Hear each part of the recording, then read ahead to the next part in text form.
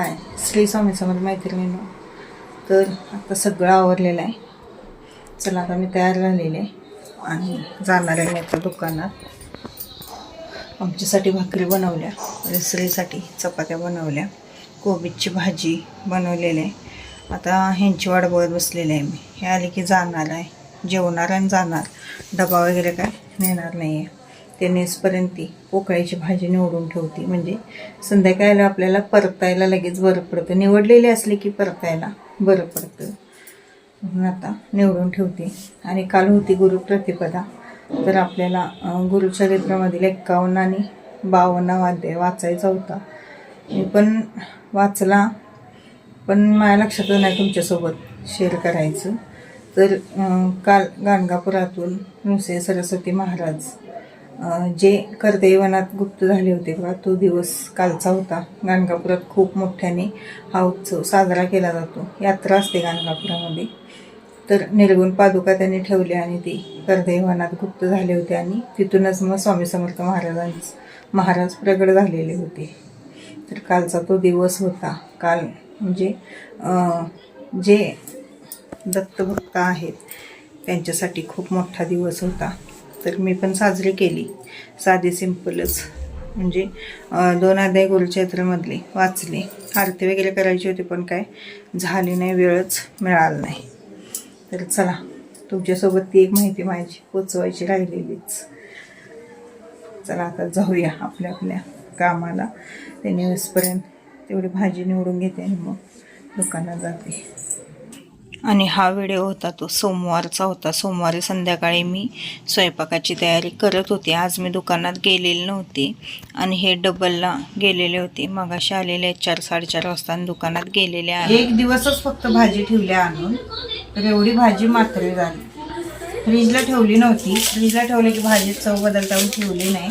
तर एवढी म्हणजे एक पेंडी मात्र झाली आणि एक पेंडी राहिली म्हणायची.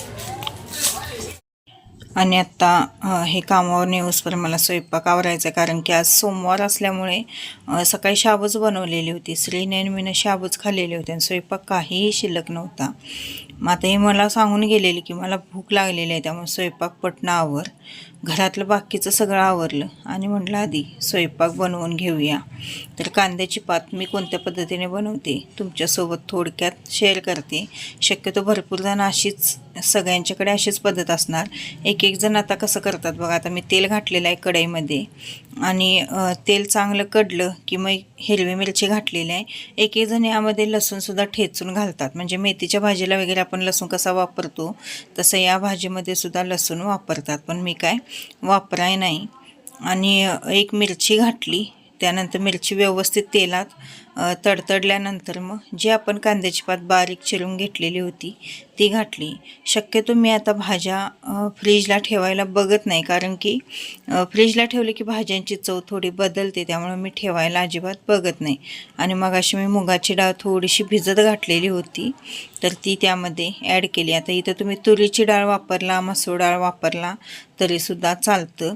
आणि चवीनुसार मीठ घातलेलं आहे आणि व्यवस्थित ते आपण खालवर करून व्यवस्थित परतून घेतलं आणि त्यानंतर थोडा वेळ झाकून ठेवायचा आहे. आता शेंगदाण्याचा कूट पण मी यामध्ये वापरणार आहे. शक्यतो भरपूर जणांच्याकडे अशीच पद्धत असते कांद्याची पात बनवण्याची, पण एकेकांच्याकडे चटणी वगैरे सुद्धा या भाजीमध्ये वापरतात. आता काय म्हणतो आपण, वेस बदलली की पद्धत बदलते, तसं प्रत्येक भागाला ही पद्धत वेगवेगळी असते. आणि मी तोपर्यंत चपात्या बनवून घेत आहे. श्री पण जिममधनं आलेला आहे आणि त्याला भूक लागलेली आहे. आलेलं चालू केलं त्यानं, मम्मी स्वयंपाक अजून बनवलं नाहीस का, मला भूक लागली. मग तिकडं कांद्याची पात होती ती शिजत होती. कांद्याच्या पातीला काही जास्त वेळ लागत नाही, 10 मिनटात भाजी शिजते. आणि त्यात मी मुगाची डाळ भिजत घातलेली, त्यामुळे डाळ पण काय लगेच शिजलेली होती ती. त्यामुळे त्याला म्हटलं इकडं गरम चपाती झाली आहे आणि घे आणि भाजी घे, थोडासा सॉस घे आणि जेव जा. त्याला येळवणीची आमटी वगैरे होती, पण ती नको होती. कांद्याची पात वगैरे आवडीने खातो, मेथीची भाजीसुद्धा तो खूप आवडीने खातो. आणि फायनली आपली भाजी शिजलेली आहे. अशा पद्धतीने झाकूनच भाज्या शिजवायच्या. आणि या प्लेटीमध्ये जे गोळे बनवलेले आहेत मी, ते सकाळचं पीठ थोडं शिल्लक होतं, ते मी फ्रीजला ठेवलेलं होतं, तर ते वेगळे गोळे ठेवलेले आहेत. आणि इकडं थोडंसं आणखीन पीठ मी मळून घेतलेलं आहे. जिममधून आला असले की खूप गडबड करतो म्हणजे त्याला भूक खूप लागते, त्यामुळे तो गडबड करतो, मला वाढ असा करतो. कारण तिथं व्यायाम करून येतो, जवळजवळ 2 तास तो जिमला जातो, त्यामुळे भूक लागते त्याला. म्हणून मग मी तो यायच्यात शक्यतो स्वयंपाक हा संध्याकाळचा बनवून ठेवते. कारण मी भडंग वगैरे असलं काहीही आमच्या घरात म्हणजे वाळलं काहीही नसतं खायला, नुसता जेवणच असतं. त्यामुळे जेवण असल्यामुळं कसं होतं, भूक लागते. काहीतरी वाळलं खाल्लं, तेलकट खाल्लं की मग भूक लागत नाही. आणि ती सवय मी पहिल्यापासूनच काय ठेवलेली नाही की वाळलं काहीही घरामध्ये बनवायचं. भरपूर जणांच्या घरामध्ये चहाबरोबर बिस्किट किंवा फरसाणा, भडंग असलं काहीतरी बनवलेलं असतं, मग ते खाल्लं की अजिबात जेवण जात नाही. त्यामुळं मी तसलं काय बनवतच नाही, काय असेल ते आपला स्वयंपाकच. आणि त्यानंतर हा व्हिडिओ दुसऱ्या दिवशी सकाळचा आहे. आता दोघांनी मिळून आम्ही देवपूजा वगैरे केलेली आहे आणि सकाळचे वाजले असतील 7, 7:15 हे चाललेले आहेत दुकानात. कारण यांची आता सेकंड शिफ्ट आहे, त्यामुळं 1 वाजेपर्यंतच दुकानात थांबतात आणि तिथून पुढे येऊन मग कामाला जावं लागतं. त्यामुळे ते लवकर जात आहे दुकानात. शुभ सकाळ सर्वांना. झालं.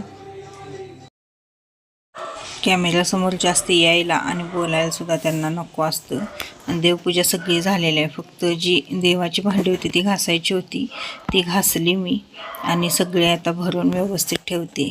देवाची भांडी मात्र मी रोजच्या रोज घासत असते, कारण की मला ते घासल्याशिवाय चैनच पडत नाही. एकेकांच्याकडे जो मंगल कलश वगैरे असतो त्याच्यावर किटाण बसलेलं असतं, एकेकांच्या देवाऱ्याकडे अजिबात म्हणजे बघवत नाही अशी अवस्था केलेली असते, देवांची पण आणि देवाऱ्यातली जे तांबे वगैरे असतात त्यांची पण. आणि ज्या दिवशी आपला सत्यनारायण पूजा होते त्या दिवशीचा हा डहाळा आहे, पण चांगला आहे आंब्याचा डहाळा, म्हणून मग मी ठेवलेला आहे. जर म्हणजे खराब वगैरे झाला असता, वाळला वगैरे असता तर काढून ठेवला असता. आणि आजची देवपूजा बघू शकता तुम्ही, फुलं वगैरे देवाला काय नाही आहेत. आणि जो अंबाबाईचा आपला हे आहे मुकुट आहे तो लावलेला आहे मी.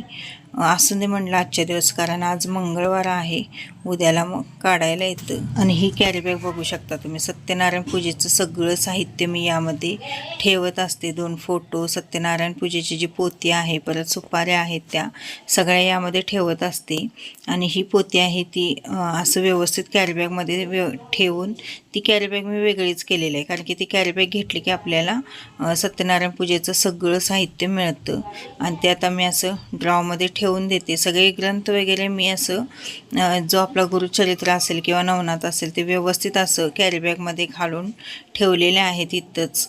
हीच माझी जागा आहे ग्रंथ वगैरे ठेवण्याची. दुसरीकडे कुठेही मी इकडं तिकडं ग्रंथ असून देत किंवा फोटो असून देत, काहीही देवाचं जे साहित्य असेल ते मी इथंच ठेवते, दुसरीकडं कुठंही ठेवत नाही.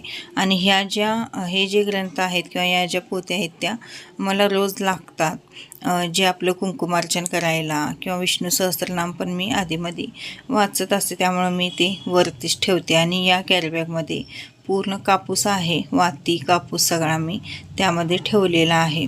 अशा पद्धतीने मी सगळं देवाचं साहित्य या ड्रॉमध्ये ठेवत असते. आणि काल या समया मी नाही घासल्या, कारण की यामध्ये थोडंसं तेल होतं, एका समयीमध्ये तेल होतं, तर मग मी देवासमोर ती समई लावलेली होती. आता सगळ्या समया जे आपण पूजेला साहित्य वापरलेलं होतं ते सगळं घासणार आहे.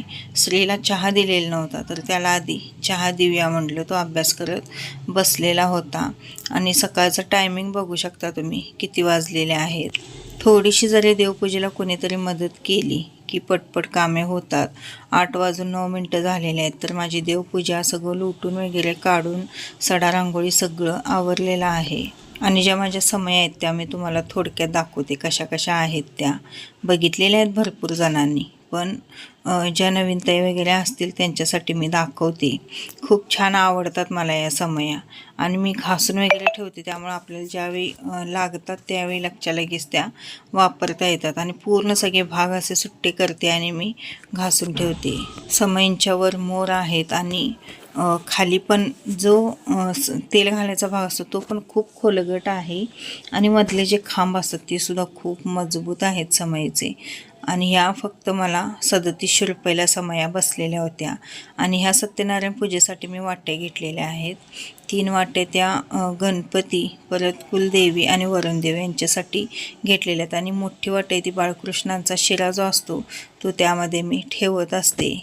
आता एवढ्या काही जास्त तेलकट नाही आहेत, म्हणजे तेलकट जर असल्या तर मग आपल्याला गरम पाणी वापरावं लागतं, पण तेलकट काही नाही आहे त्यामुळं मला काही गरम पाणी वगैरे वापरावं लागणार नाही आहे.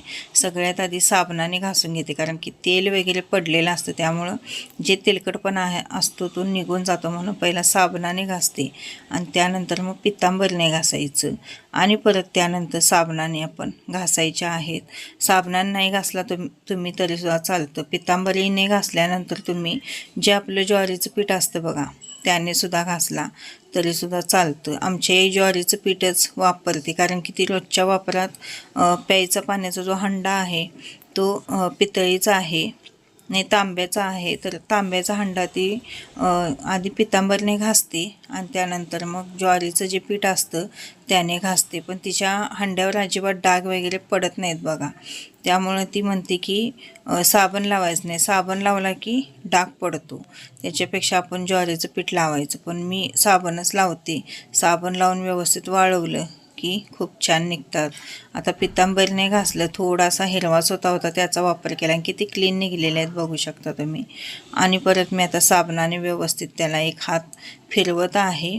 एक हात फिरवायचा आणि स्वच्छ धुवायचं आणि तुम्हाला हवा असल्यास तुम्ही कॉटनचं एखादं कापड घेऊन स्वच्छ पुसून मग वाळत ठेवू शकता आणि उन्हात वाळवला तर एक नंबर. पण माझ्याकडे काय आता ऊन येतच नाही त्यामुळं मी काय उन्हात वाळवत नाही. आणि ही कळशीसुद्धा मी सत्यनारायण पूजेलाच वापरलेली होती. असल्या कळशा माझ्याकडे आता जवळजवळ 3 झालेल्या आहेत, म्हणजे 2 तांब्याच्या आणि 1 पितळेची अशी झालेली आहे. पण छान वाटतं मला. आणि तांब्याचे तांबे पण माझ्याकडे 2 आहेत. आत्ता एक देवाऱ्यात मी पुजलेला आहे आणि आणखीन एक शिल्लक माझ्याकडे आहे. एक काळ असा होता बघा, एक तांब्यासुद्धा माझ्याकडे नव्हता. दुसरा जर तांब्या कुठल्या पण पूजेला वगैरे लागला तर मी शेजाऱ्या पाजाऱ्यांचा मागून आणत होते. पण कसं असतं बघा, कालांतराने म्हणजे आपण जसं घेत जाऊ तशा वस्तू आपल्या घरामध्ये साठतात आणि घेतलं तर साठतात. एकेकांना घ्यायची सवयच नसते आणि एकेकांना खूप घ्यायची सवय असते, तर जास्त पण घ्यायचं नाही आणि ज्या वस्तूची गरज आहे ती वस्तू घ्यायची. आणि ज्या वस्तूची गरज नाही, आता 2-3 वस्तू असली तर उगाच काय मग घेऊन कुठंतरी आपण ठेवूनच टाकतो. त्यात उगाच पैसे गुंतवण्यापेक्षा तेवढेच बँकेत ठेवले तर आपण तेवढेच आपले म्हणजे सेविंग होते. त्यामुळं लागणारी वस्तूच ज्या वस्तूची गरज आहे तीच वस्तू घ्यायची. आणि बघू शकता तुम्ही इथं घासून मी देवाऱ्यासमोर अशा पद्धतीने डब मारून ठेवलेले आहेत. आणि सकाळचे वाजलेले आहेत 9:28 झालेले आहेत. आत्ता मी चिरणार आहे कोबीज, कारण की आता मला बनवायचं आहे स्वयंपाक. आणि मी कोबीज कोणत्या पद्धतीने चिरते ते तुम्हाला दाखवते. आधी मोठा मोठा असा चाकूने चिरून घेतलेला आहे आणि त्यानंतर असा काटाचा ग्लास घ्यायचा आणि त्याने असं त्याच्यावर बरोबर असं मारून मारून व्यवस्थित चिरायचं. एकदम बारीक असं कोबीज कट होतो. जेवढा तुम्ही त्याला असं ग्लासने असं हे कराल माराल तेवढं ते कोबीज एकदम बारीक बारीक चिरला जातो. आता बघू शकता तुम्ही किती छान कोबीज माझा चिरून झालेला आहे. त्यानंतर आता त्याच कोबीजसाठी लागणारे कांदा, तर 2 कांदे मी घेतलेले आहेत मध्यम आकाराचे आणि ते चिरून घेणार आहे. तुम्ही इथं जास्त कांदा वापरला तरीसुद्धा चालतं. कोबीजला कांदा परत कोथिंबीर हे असलं की खूप छान लागतं. आणि हिरवी मिरचीचा जो कोबीज असतो हळद वगैरे घालून तो तर खूप छान लागतो. पण मी आज हिरवी मिरची नाही घालणार, कारण की श्रीला मला डब्यामध्ये द्यायचं आहे, तर मी चटणीच घालून बनवणार आहे. आणि कोथिंबीर काय माझ्याकडे नाही आहे, संपलेली आहे कोथिंबीर. यांनी एकच पेंडी आणलेली. मी जर बाजारात गेले तर 2-3 पेंड्या कोथिंबीर घेऊन येते, म्हणजे आपल्याला कोथिंबीरच्या वड्या असतील किंवा सगळ्याच पदार्थामध्ये कोथिंबीर जास्त वापरता येते. आणि जेवढी जास्त तुम्ही कोथिंबीर वापराल तेवढं म्हणजे कोणती पण भाजी आमटी असून दे खूप चव लागते. त्यामुळे मी भाजी आमटीमध्ये कोथिंबीरचा वापर जास्त करत असते. आता श्री शाळेला जाणार तर त्याचा डबा मला खरं म्हणजे करायचा आहे, म्हणून मी पटपट उरकत आहे. आजच्या व्हिडिओमध्ये तुमचे स्वागत आहे. शुभ सकाळ सर्वांना. आजचा दिवस तुम्हाला खूप छान आनंदात मजेत जाऊन दे. आणि सकाळचे वाजलेले आहेत जवळजवळ 10 वाजलेले आहेत आणि देवपूजा धुणं भांडी सगळं आवरलेलं आहे. कुकर पण झालेला आहे भाताचा. आणि काल होता सोमवार, आमच्या इकडे आठवडे बाजार असतो सोमवारी.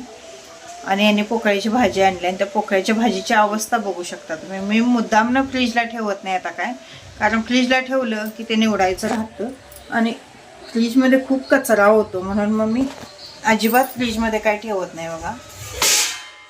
हे बघा सगळं असं प्लॅस्टिकच्या पिशवीत काहीही ठेवलेलं नाही आहे. तर ती भाजी बघू शकता कशी झाली. आता उन्हाचा कडाका एवढा वाढलेला आहे ना की भाज्यासुद्धा आता सोकून चाललेल्या. हे बघा कशी झाली पोकळ्याची भाजी. बॅक कॅमेऱ्याने दाखवते मी तुम्हाला भाजी कशी झालेली आहे. चला श्री चाललेला आहे शाळेला, त्याला डबा करायचा आहे. पीठ मळून ठेवले, चपातीचं भात झालेलं आहे, कोबी चिरून झालेला आहे. आणि भाजी काही नाही, काल आणल्या फ्लावर, वांगी आणि ते ही पोकळ्याची भाजी झाली. भाजी आठवडाभर कशी जायची. हे बघा पोकळ्याची भाजी कशी झाली. आणि या पिशवीत आणलेला आहे यांनी.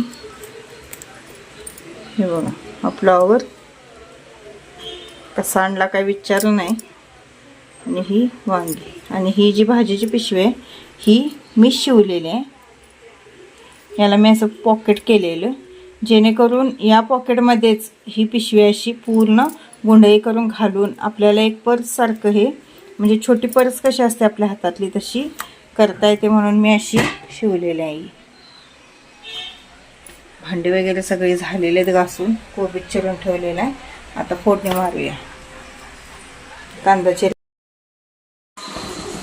दोन कांदे चिरून घातलेले.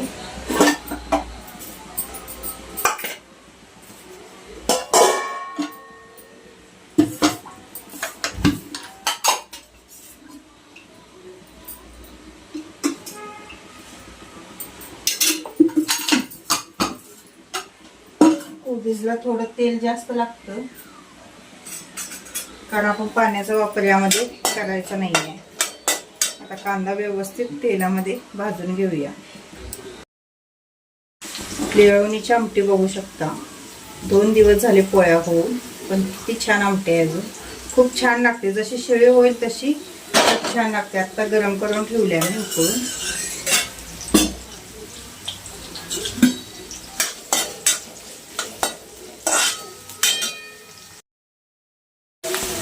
लावून घे डोक्याला तेल. हळद घालूया. त्यानंतर चटणी. इथं तुम्ही हिरवी मिरची वापरला तरी सुद्धा चालेल, पण मी चटणी वापरणार आहे. तेलात व्यवस्थित परतून घ्यायचं.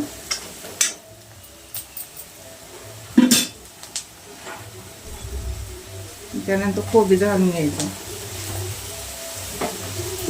ग्लासमध्ये चिरल्यामुळे कोबीच एकदम असा बारीक कट झालेला आहे. जेवढा बारीक कट करशील कोबीज तेवढा लवकर शिजतो आणि छान पण लागतो.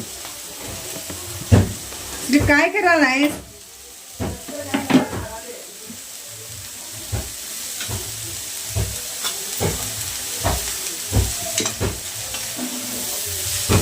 व्यवस्थित तेलात भाजून घ्यायचं.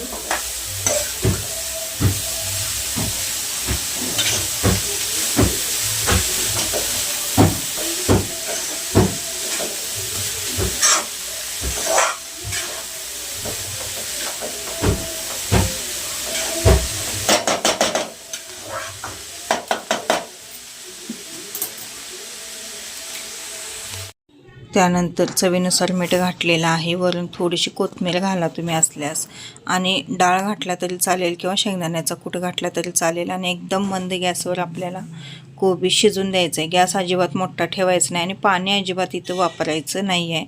बिन पाण्याचं जेवढा कोबीज तुम्ही शिजवाल तेवढा तो चवीला एकच नंबर लागतो. खरं म्हणजे हा कोबीज मी ठेवलेला गोबी मंचुरी बनवण्यासाठी, पण गोबी मंचुरी तर काय झालीच नाही. राहून दे म्हटलं, ती बनवायची म्हटलं तर काय राहूनच गेली. आणि मैत्रिणींनो, हा शॉर्ट व्हिडिओ मी टाकलेला आहे. खूप छान माहिती माहिती म्हणजे नवरा बायकोचं नातं हे कसं असावं या व्हिडिओमध्ये मी थोडक्यात लिहून असं तुमच्यासोबत शेअर केलेला आहे. कसा वाटला व्हिडिओ तो सुद्धा नक्की बघा, बघितला नसेल तर. आणि व्हिडिओ कसे वाटतात, काय वाटतात ते कमेंटद्वारे मला नक्की कळवा. व्हिडिओ आवडत असतील तर प्लीज चॅनलला सबस्क्राईब करा आणि व्हिडिओला लाईक आणि कमेंट मात्र करायला अजिबात विसरू नका. आणि व्हिडिओ शेवटपर्यंत बघितल्याबद्दल सगळ्यांचे खूप खूप मनापासून धन्यवाद. आणि या व्हिडिओमध्ये मी जे जे लिहिलेलं आहे ते खरं आहे की नाही हे मला कमेंटद्वारे कळवायला अजिबात विसरू नका. चला भेटूया उद्याच्या व्हिडिओमध्ये. तोपर्यंत श्री स्वामी समर्थ, श्री गुरुदेव दत्त.